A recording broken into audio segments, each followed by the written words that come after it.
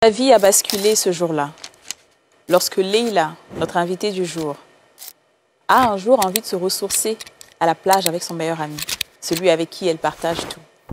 Mais la vie nous réserve des surprises.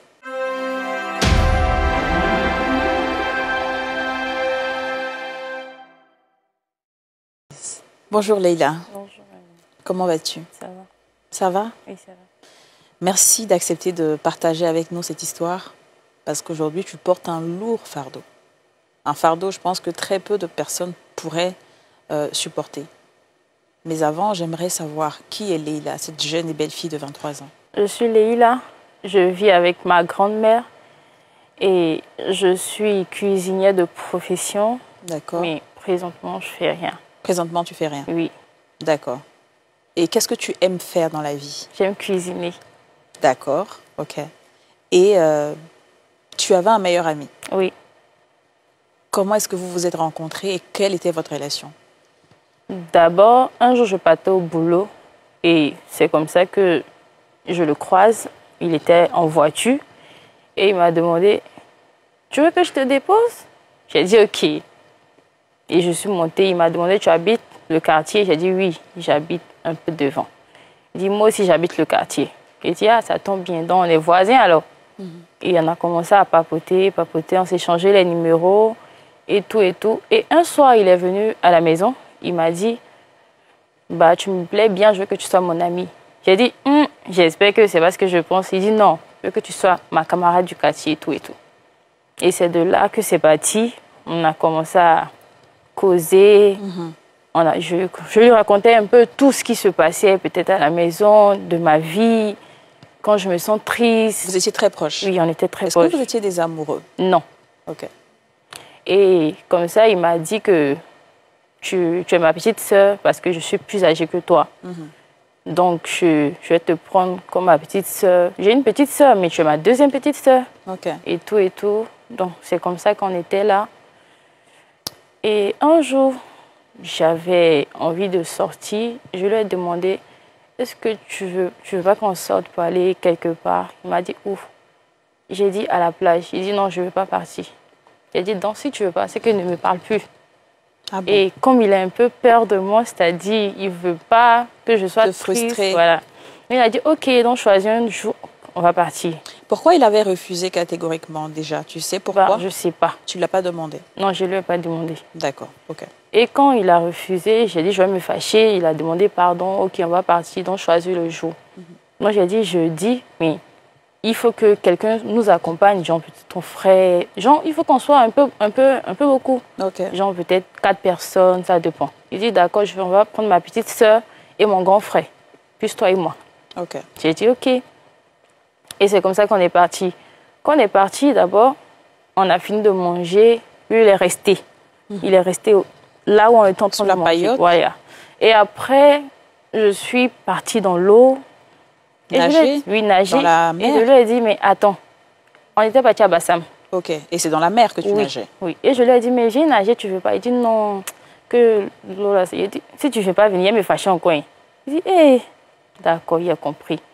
Et quand il était en train de partir dans l'eau, moi, je me suis retenue pour aller chercher mon téléphone. Est-ce que tu savais s'il savait nager? Non, je ne savais pas. Tu n'as jamais posé la question? Non, non. Ok. Mais je me suis dit que peut-être il n'allait pas nager, genre mettre les pieds seulement que dans l'eau. Et c'est comme ça que je suis retenue à aller chercher mon téléphone où ils étaient assis. J'ai duré un peu. Quand je retourne, je vois des gens autour de lui. Bon, pas autour de lui, mais il y avait des gens qui étaient remplis un peu. J'ai dit, c'est quoi ça? Il y a un béret devant là-bas. Mais après, je le cherchais, mais je ne le voyais pas. Donc j'ai dit, je vais aller m'affairer pour voir. Et quand je suis arrivée, il était couché. Les gens étaient en train de manger, je sais pas.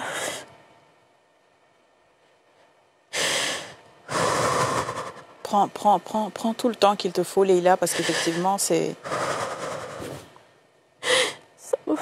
Ça m'a fait tellement mal que... Il était couché? Il était sans vie. Il était sans vie? Moi, j'ai perdu connaissance. Et quand je me suis retrouvée, on était déjà arrivé à Abidjan. Et quand on est arrivé à Abidjan, j'ai demandé, mais il est où? C'est là qu'on m'a dit que qu'il est mort. Ça m'a fait mal. Et après, je suis allée voir sa maman pour essayer, pour essayer de l'expliquer un peu. Et sa maman ne voulait plus me voir. Ta mère ne voulait plus te voir? Oui. Ouais. Et ça fait combien de temps déjà? Ça fait 2 mois. 2 mois.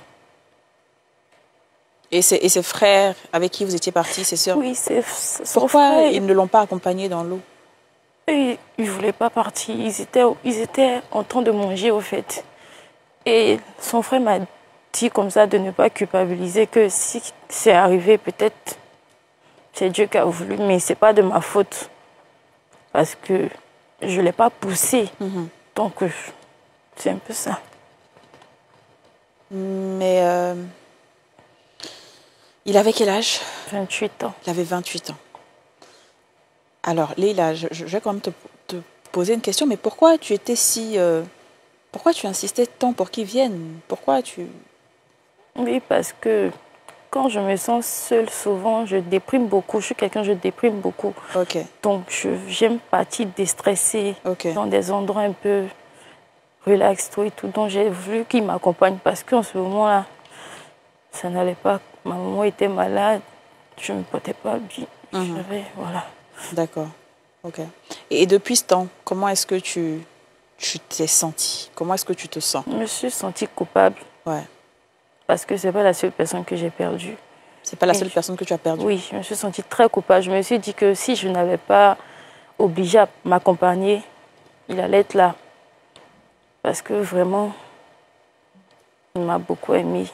Ouais. Il m'a considéré même comme sa famille. Ouais. Parce que il faisait des trucs pour moi que même ma famille ne faisait pas. Ne faisait pas. Est-ce que tu as continué à demander pardon à sa famille, à sa maman? Sa famille, eux, ils ont accepté, mais c'est sa mère qui ne veut plus me voir, au fait. Ok. Elle m'a dit que la mort de son enfant va rester sur ma conscience, qu'elle ne va jamais me pardonner. Est-ce que tu as passé par une dépression? Oui, je déprimais beaucoup. Quand je déprime comme ça, je prends du poids, je deviens une autre personne. Et grâce à Dieu, j'ai rencontré une sœur qui m'a aidée, qui me donnait des conseils, qui était tout le temps avec moi. Mais tu t'es mise dans la prière? Oui, oui, oui. Est-ce qu'aujourd'hui, tu arrives à te libérer un peu de ça? Oui, j'ai voulu vraiment parler de ça parce que ça me fatiguait souvent. Ouais. C'est pour ça que quand quelqu'un perd une personne proche de lui, ça me fait tellement mal. Je me rappelle automatiquement de lui. Ok.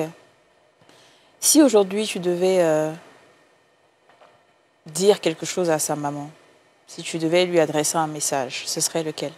Je vais lui demander d'abord pardon. Oui. Parce que c'est son enfant. Pardon, qu'elle me pardonne, mais je ne suis pas la cause de son décès. Donc qu'elle me pardonne.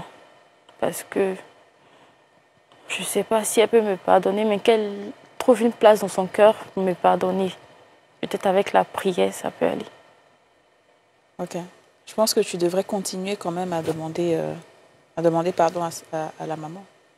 Je pense que 2 mois, c'est encore c'est très frais pour elle. Et toi-même, donc, aujourd'hui, qu'est-ce que tu fais? Qu'est-ce qui a changé donc dans ton attitude et dans tes relations avec les autres? Je ne pousse plus les gens à faire des choses qu'ils ne veulent pas faire. Ouais. Quand je te demande quelque chose, tu me dis que tu ne veux pas, je te laisse. Voilà.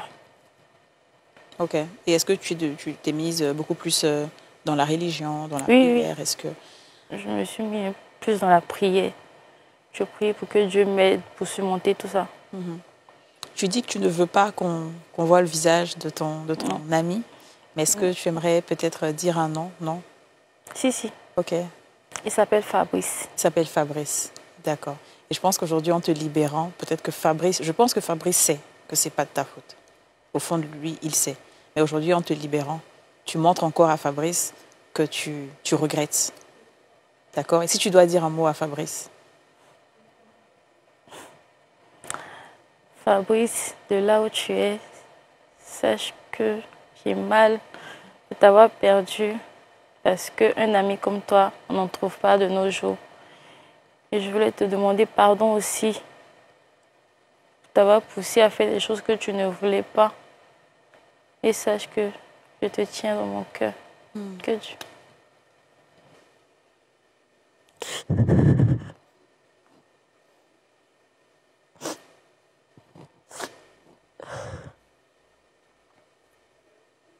Est-ce que tu étais amoureuse de Fabrice? Non.